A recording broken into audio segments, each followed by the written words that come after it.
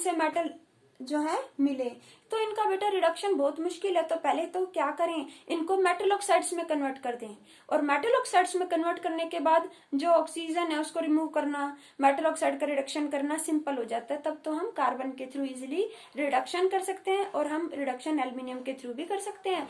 Carbon और aluminium जो है क्या रिड्यूसिंग एजेंट है, क्या है ये रिड्यूसिंग एजेंट है, दूसरे सब्सटेंस का ऑक्सीजन छीन लेते हैं, ले लेते हैं। ठीक है, you have studied in chapter 1। Now students, medium जो मेटल है ये कार्बोनेट और या सल्फाइड और के फॉर्म में मिलेंगे। कार्बोनेट और में क्या होता है, कैल्सिनेशन।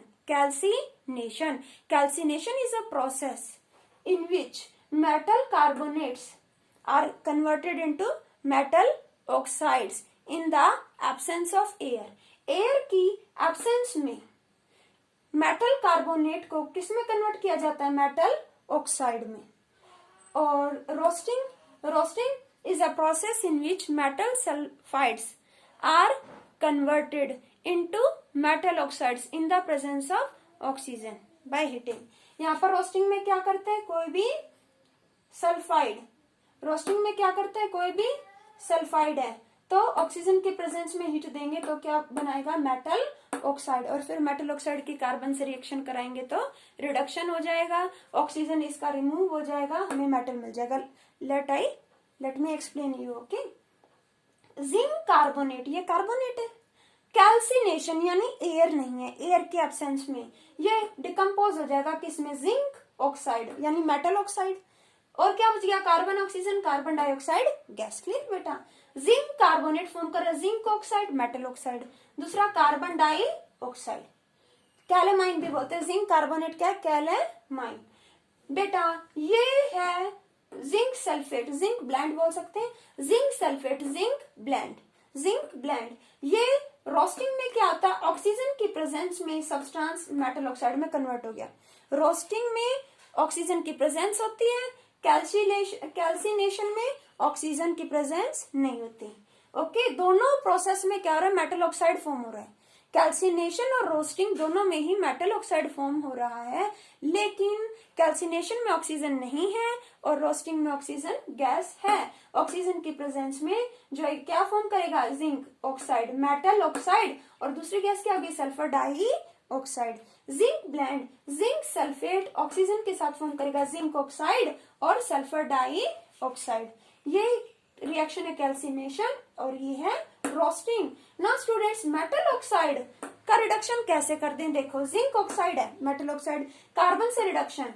कार्बन क्या है, जिंक से ज्यादा रिएक्टिव। कार्बन यहाँ क्यों नहीं किया इस प्रोसेस को, इंपॉर्टेंट बात है, क्योंकि कार्बन जो है ये हाईली रिएक्टिव थे, कार्बन से ज्यादा रिएक्टिव, तो कार्बन इनको डिस्प्लेस नहीं कर सकता। कार्बन किसको डिस्प्लेस करेगा, जो कार्बन से कम रिएक्टिव होगा। ये जिंक, आयरन, लेड, ये क्या है, कार्बन से कम रिएक्टिव है, तो कार्बन इन्हें इजीली क्या करेगा, मूव कर देगा, डिस्प्लेस कर देगा। जिंक ऑक्साइड की कार्बन के साथ जब रिएक्शन होगी तो क्या फॉर्म होगा, जिंक। मेटल ऑक्साइड से क्या मिल गया, मेटल, और कार्बन ने ऑक्सीजन के साथ मिलकर बनाई कार्बन मोनोऑक्साइड। वन एटम है ना, mono, carbon monoxide. Zinc oxide ने कार्बन के साथ रिएक्ट किया तो फॉर्म किया zinc metal plus carbon monoxide. ये था रिडक्शन। रिडक्शन मीन्स आपने पढ़ा था रिमूवल ऑफ ऑक्सीजन। लेफ्ट में आपके पास क्या, जिंक ऑक्साइड। कैसे चेक करें रिडक्शन हो गया, रिडक्शन मीन्स लॉस, हाइड्रोजन की एडिशन या फिर ऑक्सीजन का लॉस। राइट साइड में ऑक्सीजन नहीं है, मीन्स इस बेचारे का ऑक्सीजन नहीं है, लॉस हो गया। रिडक्शन मीन्स लॉस, तो ये रिड्यूस हो गया और ये ऑक्सीडाइज हो गया। ठीक है, ये रिड्यूस हो गया, ये क्या है, ऑक्सीडाइज हो गया। ये क्या है, reducing agent. Carbon is a reducing agent means जो दूसरे का ऑक्सीजन छीन ले, या फिर अपना हाइड्रोजन दूसरे को दे दे, वो क्या है, रिड्यूसिंग एजेंट दूसरे को रिड्यूस कर देता है। इसने इसको रिड्यूस किया, इसकी वजह से इसका ऑक्सीजन चला गया, तो ये क्या, रिड्यूसिंग एजेंट, इसका काम है दूसरे को रिड्यूस करना। ऐसे ही बेटा aluminium is also a good reducing agent, ये भी अपने से कम रिएक्टिव को डिस्प्लेस कर देगा। मैंगनीज ऑक्साइड प्लस एल्यूमिनियम तो ये क्या फॉर्म कर देगा, मैग्नीज और एल्यूमिनियम ऑक्सीजन की रिएक्शन होगी तो एल्यूमिनियम ऑक्साइड। और क्या क्या प्रोड्यूस हो रही है यहाँ पर, हीट। क्या प्रोड्यूस हो रही है, हीट। ये है बेटा thermite reaction, thermite reaction, thermite reaction. Okay बेटा। बेटा ये एल्यूमिनियम क्या कर रहा है, मैग्नीज ऑक्साइड, मैग्नीज ऑक्साइड में जो एल्यूमिनियम है इसको ब्रेक कर देगा, मैग्नीज मेटल अलग और ऑक्सीजन के साथ एल्यूमिनियम ऑक्साइड, और large amount of heat, exothermic reaction. ये क्या, exothermic, large amount of heat energy क्या होगी यहाँ पर प्रोड्यूस, ये क्या, एक्सोथर्मिक रिएक्शन, एक्सोथर्मिक रिएक्शन जिसमें लार्ज अमाउंट ऑफ हीट क्या होती है, प्रोड्यूस होती है। ओके ना, एक और रिएक्शन देखो सेल, ये थर्माइट रिएक्शन बेटा, thermite reaction day to day life में बहुत ही यूजफुल है। वेल्डिंग में, मशीन पार्ट्स है वहां भी एल्यूमिनियम है, मशीन पार्ट्स की वेल्डिंग में पता है ये जो थर्माइट रिएक्शन है इतनी ज्यादा हीट प्रोड्यूस होती है कि जो मेटल मिलता है वो मोल्टन स्टेट में है। थर्माइट रिएक्शन वो रिएक्शंस है जिनमें क्या होता है, एल्यूमिनियम यूज किया जाता है as a reducing agent. In thermite reactions aluminium is used as reducing agent. It reduce the metallic oxide into metal, metal oxide को मेटल में कन्वर्ट कर देता है, large amount of heat energy produce करता है, तो जो मेटल ऑब्टेन होगा वो मोल्टन स्टेट में होगा। मोल्टन मेटल कैसा है, मोल्टन मेटल बहुत दहकता हुआ आयंस की फॉर्म में, मतलब बहुत ही ज्यादा एनर्जेटिक। तो जो मोल्टन मेटल है ये यूज किया जा सकता है फर्दर, ये पूरी की पूरी रिएक्शन यूज की जा सकती है वेल्डिंग में, मशीन पार्ट्स की वेल्डिंग में थर्माइट रिएक्शंस को काफी यूज किया जाता है मशीन पार्ट्स में। और भी जो गर्डल्स होते हैं ना, गर्डल्स, आयरन गर्डल्स घर में भी यूज किए जाते हैं, तो रूफ में भी होते हैं आयरन गर्डल्स, उनकी वेल्डिंग में भी इसको यूज किया जाता है। रेलवे ट्रैक वहां पर भी कहीं क्रैक है, ब्रेक है, उसकी वेल्डिंग के लिए थर्माइट रिएक्शन को प्रेफर किया जाता है। Okay now students, metals of low reactivity, जो लो रिएक्टिविटी के जो मेटल्स हैं सल्फाइड की फॉर्म में तो क्या करेंगे, रोस्टिंग। अगर कार्बोनेट होता है तो क्या, कार्बोनेट का कैल्सिनेशन, कार्बोनेट का कैल्सिनेशन, ठीक है। और सल्फाइड है तो रोस्टिंग, तो रोस्टिंग होगी या रिडक्शन होगा, हीट से ही काम चल जाएगा, यहाँ हीट देंगे तो रिडक्शन हो जाएगा, फिर रिफाइनिंग कर देंगे मेटल की। एग्जांपल है मरकरी सल्फाइड सीने बार, मरकरी सल्फाइड लिस्ट रिएक्टिव के लिए यूज होता है ना, मरकरी सल्फाइड सीने बार, ये लिस्ट रिएक्टिव है। मरकरी सल्फाइड सीने बार व्हेन रिएक्ट्स विद ऑक्सीजन तो क्या होगा, जो सल्फर है वो ऑक्सीजन के साथ क्या फॉर्म करेगा, sulphur dioxide, sulphur dioxide, और हाइड्रोजन जो है सेपरेट हो जाएगी, सॉरी Hg, मरकरी क्या होगी, सेपरेट हो जाएगी, mercury plus sulphur dioxide gas, mercury plus sulphur dioxide gas. अब मरकरी ऑक्साइड मिल गया तो क्या करेंगे, हीट देंगे, इसको हीट देंगे 300 डिग्री सेल्सियस टेम्परेचर पर, इसका रिडक्शन हो जाएगा। यहाँ कार्बन की एल्यूमिनियम की नीड नहीं है, यहाँ तो जस्ट हीट देनी है। मेटल ऑक्साइड को सिर्फ हीट देकर भी रिडक्शन कर रहे हैं, क्यों, क्योंकि लिस्ट रिएक्टिव है, जो बिल्कुल ही कम रिएक्टिव है, इजीली ब्रेक हो जाएगा। मरकरी ऑक्साइड बहुत ही कम जो है इंट्रैक्शन है यहाँ एटम्स के बीच में, वीक फोर्स ऑफ अट्रैक्शन है, तो mercury plus oxygen gas, mercury plus oxygen gas, कैसे मेटल ऑक्साइड्स को कन्वर्ट किया जा सकता है मेटल में। I hope is it clear to you. Calcination means carbonates को मेटल ऑक्साइड में ऑक्सीजन के एब्सेंस में कन्वर्ट करना। रोस्टिंग मीन्स एयर की प्रेजेंस में, ऑक्सीजन की प्रेजेंस में मेटल ऑक्साइड को मेटल में कन्वर्ट करना। देन मेटल ऑक्साइड का क्या कर देते हैं, रिडक्शन, लाइक कार्बन यूज कर सकते हैं, एल्यूमिनियम यूज कर सकते हैं, या कोई और भी रिड्यूसिंग एजेंट यूज करके मेटल ऑक्साइड को मेटल में कन्वर्ट किया जा सकता है, उसके बाद उसको प्योरीफाई किया जाता है। नेक्स्ट लो रिएक्टिव है बेटा, अभी मैंने आपको बताया, ये तो सिंपली अगर क्या है सल्फाइड से तो उसकी रोस्टिंग करा दो, रोस्टिंग कराओगे तो मेटल ऑक्साइड मिलेगा, और मेटल ऑक्साइड में जो मेटल है ना वो इतना कम रिएक्टिव है कि जस्ट हीट करना पड़ेगा, हीट करते ही क्या होगा, जो मेटल है वो ऑक्सीजन से अलग हो जाएगा। यहाँ पर इलेक्ट्रोलाइसिस क्यों किया, क्योंकि यहाँ पर स्ट्रॉन्ग फोर्स ऑफ अट्रैक्शन है, ये हाईली रिएक्टिव मेटल्स हैं, तो ये तो ऑक्साइड्स जो फॉर्म करते हैं ना तो वो हाईली, मतलब उनमें स्ट्रॉन्ग आयनिक बॉन्ड होता है, मैंने आपको बताया था, आयंस की फॉर्म में हो गए ना, तो स्ट्रॉन्ग अट्रैक्शन है इनमें, स्ट्रॉन्ग बॉन्डिंग है, तो इनको ब्रेक करने के लिए बहुत ज्यादा एनर्जी की जरूरत पड़ती है। I hope is it clear to you. Refining, refining means purification, purification of impure metal. किसी इम्प्योर मेटल को कैसे प्योरीफाई किया जाए। Electrolytic refining, electrolytic refining means electricity की हेल्प से साफ करना। रिफाइन मीन्स प्योर, साफ करना। रिफाइनिंग प्योर कर देना, कोई इम्प्योर मेटल है उसको प्योर बना देना। कैसे? इलेक्ट्रिसिटी की हेल्प से। इम्प्योर मेटल को इलेक्ट्रिसिटी की हेल्प से प्योर कर देना। कॉपर, जिंक, टीन, क्रोमियम, निकल, सिल्वर, गोल्ड, इनको इलेक्ट्रोलाइटिक रिफाइनिंग के थ्रू, अगर ये इम्प्योर है हमारे पास तो हम इन्हें प्योर कर सकते हैं। कैसे कर सकते हैं स्टूडेंट्स? मान लो हमारे पास है कॉपर, इम्प्योर कॉपर, तो हम कैसे उसको प्योर बनाएं? तो हम क्या करें? To purify impure copper, we have taken a container and we have taken 2 electrodes. This is impure copper, जिसको हम प्योर करना चाहते हैं। impure ये है thick, impure copper क्या है? thick, और ये क्या है?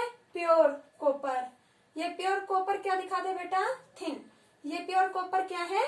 thin। ये pure copper क्या है बेटा? thin। impure क्या है? thick, और प्योर क्या है? थिन। अब देखो यहाँ पर क्या है? Here 2 electrodes are connected with the help of wire with a battery. In same way, it is anode and it is cathode. Anode is positive, cathode is negative. So positive is connected with positive terminal of battery and negative is connected with negative terminal of battery. And when switch is closed, then circuit will. When switch is open, circuit is closed and current will start flowing throughout the circuit. Current pass होगा positive to negative, इस direction में current flow होगा।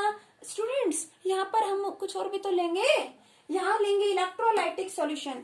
In class 8th you have studied electrolytic solution. एक solution है जिसमें क्या है? Solute, electrolyte. Electrolyte water के अंदर जब इलेक्ट्रोलाइट को डिसॉल्व करते हैं तो क्या बन जाता है? Electrolytic solution.